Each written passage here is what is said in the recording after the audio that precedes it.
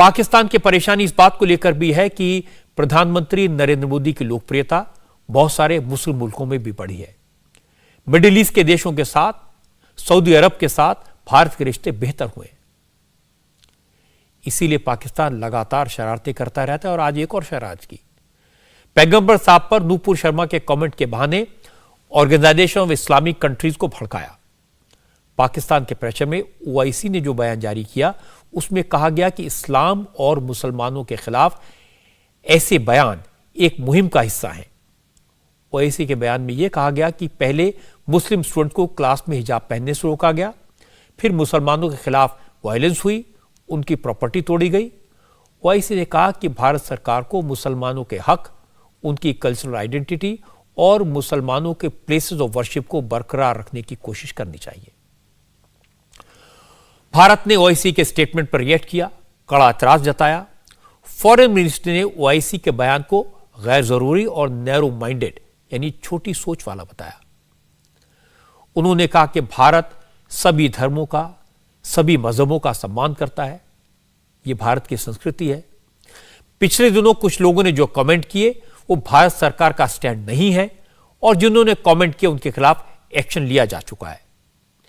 इसके बावजूद ओआईसी ने अपने स्टेटमेंट में जो बातें कही हैं उससे साफ है इस संगठन ने मोटिवेटेड, गुमराह करने वाली और शरारत से भरी बातें कही हैं।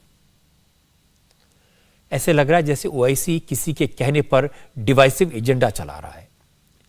विदेश मंत्रालय ने बिना नाम लिए बता दिया कि ओआईसी ने यह स्टैंड पाकिस्तान के प्रोवोकेशन पर लिया और यह भी बता दिया कि ओआईसी को भारत के अंदरूनी मामलात में दखल देने का कोई हक नहीं है। नोट करने वाली बात यह है कि जिस कतर ने सबसे पहले नूपुर शर्मा के बयान पर एतराज जताया था वो भारत के एक्शन से संतुष्ट है, उसे अब कोई प्रॉब्लम नहीं है। लेकिन हमारे अपने मुल्क में कई ऐसे नेता हैं जो इस मामले को जिंदा रखना चाहते हैं और बीजेपी की सस्पेंडेड प्रवक्ता के बयान को लेकर नरेंद्र मोदी को घेरना चाहते हैं। इनमें सबसे आगे हैं असदुद्दीन ओवैसी। ओवैसी ने आज कहा कि अगर उनके कहने पर भारतीय मुसलमानों की मांग पर प्रधानमंत्री नरेंद्र मोदी ने पहले ही एक्शन ले लिया होता तो आज गल्फ कंट्रीज को दखल देने का मौका नहीं मिलता और रिश्ते खराब नहीं होते। मैं देश के प्रधानमंत्री को जब भिवंडी में मैं जनसभा को एड्रेस कर रहा था उस वक्त भी प्रधानमंत्री से अपील किया कि आप देश के प्रधानमंत्री हैं, आप अपने नेशनल स्पोक्स पर्सन के खिलाफ एक्शन लीजिए। ये गलत कहा उन्होंने, मगर देश के प्रधानमंत्री टस से मस नहीं हुए और 10 दिन के बाद क्योंकि गल्फ कंट्रीज में यह मसला बहुत बड़ा हो चुका था इसलिए हालत मजबूरी में देश के प्रधानमंत्री ने अपने नेशनल स्पोक्स पर्सन के खिलाफ एक्शन लिया। ये सरासर गलत है। गलत इसलिए है क्योंकि एक्शन तो आपको 10 दिन पहले लेना था। जब मैं बहैसियत एक भारत के इंडियन सिटीजन के, मेरा मजहब मुसलमान, मैं मुसलमान हूं, हम आपसे अपील कर रहे हैं, डिमांड कर रहे हैं कि आप एक्शन लीजिए। अब एक्शन नहीं लेते आप, क्यों एक्शन नहीं लिया आप बताइए देश के प्रधानमंत्री। क्या असदुद्दीन ओवैसी का डिमांड, क्या असदुद्दीन ओवैसी की आवाज फॉरेन कंट्री के लीडर से कम है क्या? आप मेरे प्रधानमंत्री हैं, आपको मेरी बात सुननी चाहिए। आप फॉरेन कंट्रीज के लीडर्स को खुश करना चाहते हैं, आप उनकी तकलीफ को समझते, हमारी तकलीफ को नहीं समझते। आप कौन समझेगा हमारी दिली तकलीफ को? इसके बाद ओवैसी ने जो कहा वो थोड़ी खतरनाक बात है। ओवैसी ने कहा कि अगर बीजेपी के नेता इसी तरह के भड़काऊ बयान देते रहे तो हो सकता है इससे नाराज होकर गल्फ कंट्री में रहने वाले इंडियंस के खिलाफ हिंसा हो जाए। इसके बाद ओवैसी ने यह भी कह दिया कि भारत की एंटी मुस्लिम पॉलिसी से नाराज होकर सऊदी अरब ने भारत को महंगा तेल बेचने का फैसला किया। अगर ये गल्फ कंट्रीज में इंडियंस के खिलाफ हॉस्टिलिटी बढ़ जाएगी तो क्या होगा? अगर ये लोग हॉस्टिलिटी शुरू कर देंगे और हेट वायलेंस वहां पर शुरू हो जाएगा इंडियंस के ऊपर, तो कौन जिम्मेदार है? प्रधानमंत्री जी बताइए।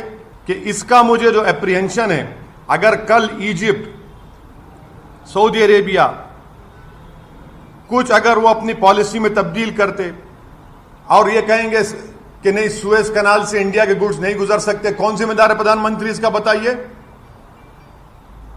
सातवीं बात, क्या यह बात सच नहीं है कि किंगडम ऑफ सऊदी अरेबिया ने जो भारत को ऑयल बेचता है $2 से उस ऑयल को बढ़ाकर $6 कर दिया। और बोलिए ज्ञानवापी,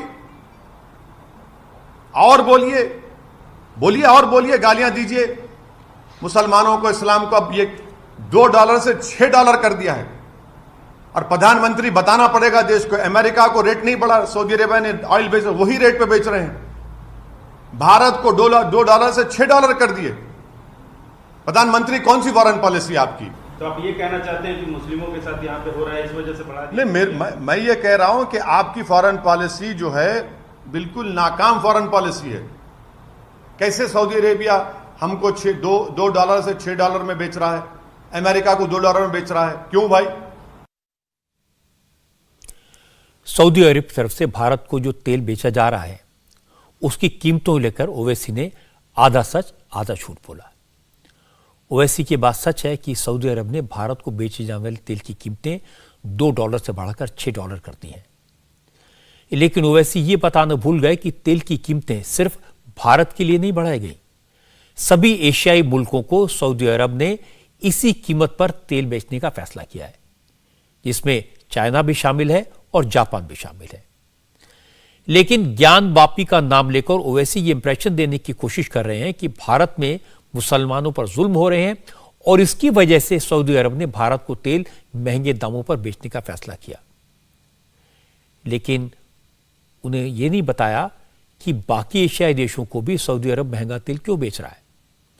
सच तो है कि सऊदी अरब ने भारत समेत तमाम एशियाई मुल्कों को बेचे जाने वाले तेल की जो कीमत बढ़ाई है उसका मुसलमानों से कोई लेना देना नहीं है, न ज्ञानवापी से न किसी के बयान से।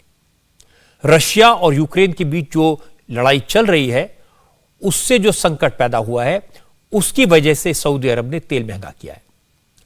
यह बात उस अखबार के आर्टिकल में भी छपी थी जिसका उदाहरण ओवैसी दे रहे थे, लेकिन वो इस बात को गोल कर गए।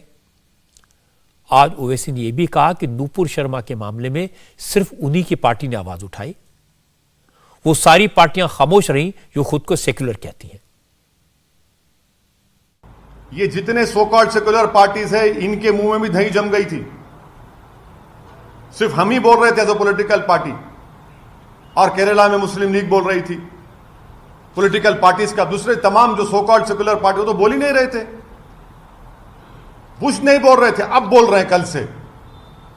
हम तो, आप गवाह हैं मीडिया के लोग, हम तो शुरू दिन से बोल रहे हैं। हैदराबाद में हम लोग जाकर कंप्लेन किए, पूरे उलेमाओं को ऑर्गेनाइजेशन साथ लेकर एफआईआर दर्ज हुआ, मगर पूरे secular party, so called secular parties कल रात से अचानक हरकत में आ गए। ओवैसी की यह बात सही है कि नूपुर शर्मा के कमेंट को लेकर सिर्फ वही बोले, लेकिन यह बात आधी सही है क्योंकि साथ साथ वो कह रहे हैं कि बाकी पार्टियां चुप रही। दूसरी पार्टियां बोली, जरा देर से बोली, थोड़ा कम बोली। आज इस मुद्दे पर राहुल गांधी ने ट्वीट किया। राहुल गांधी ने लिखा कि बीजेपी ने पहले देश को अंदरूनी तौर पर डिवाइड किया और अब इंडिया एक्सटर्नली यानी बाहरी तौर पर कमजोर हो रहा है।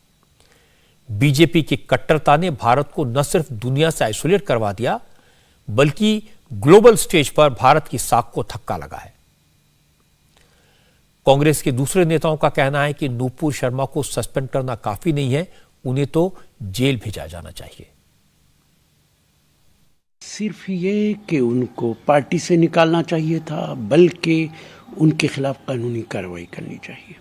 और जो बड़ी तकलीफ है वो ये है कि भारत सरकार अरब दुनिया के दबाव में ये कदम उठा रही है। अगर ये कदम अपने आप उठा लिया होता तो शायद अरब वर्ल्ड को बोलने की जरूरत नहीं पड़ती। और आज पहली बार ऐसा हो रहा है कि बाहरी दुनिया के दबाव में भारत सरकार काम कर रही है। ये एक गलत मिसाल है और भविष्य के अंदर हम पे जो भी दबाव डालेगा हम उसके दबाव में झुक जाएंगे। यह बात सही है कि नूपुर शर्मा के बयान को लेकर सबसे पहले ओवैसी बोले, सबसे तीखा ओवैसी बोले, बाकी पार्टियों के नेता संभल कर बोले, ज्यादा नहीं बोले। कांग्रेस का बयान भी आपने सुना। 8 साल पहले की बात होती तो अपने आप को सेक्युलर कहने वाले ये बड़े बड़े नेता बहुत कुछ बोलते, लेकिन अब जमाना बदल गया है। अब तो नेता जैकेट के ऊपर जनेऊ पहनते हैं।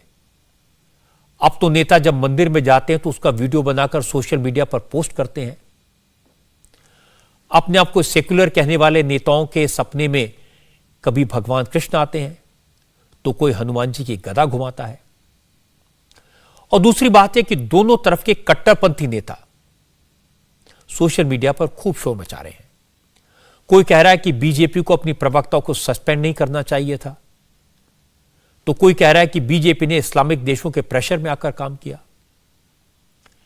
यह तो अच्छा हुआ कि मोहन भागवत ने मंदिर मस्जिद के मसले पर अपना बयान ये सारी कंट्रोवर्सी खड़ी होने से पहले दे दिया, वरना ये लोग कहते कि मोहन भागवत ने भी अरब कंट्रीज के प्रेशर में आकर बयान दिया। मुझे लगता है कि बीजेपी ने नूपुर शर्मा के खिलाफ एक्शन लेकर ठीक किया। किसी को भी किसी दूसरे धर्म की भावनाओं को आहत करने का हक नहीं है। चाहे कितना भी प्रोवोकेशन हो, अपनी बात कहते समय मर्यादा का ध्यान रखा जाना चाहिए। मैं मीडिया के अपने साथियों से भी हमेशा कहता हूं कि शोर मचाने से, भड़काऊ बातें कहने से किसी का भला नहीं होता। हमने देखा है कि जब इस तरह की बातें होती हैं तो देश के दुश्मन उसका फायदा उठाते हैं। इंडिया टीवी हर वक्त हर जगह डाउनलोड करने के लिए सर्च करें India TV news Google play store या ऐप स्टोर पर।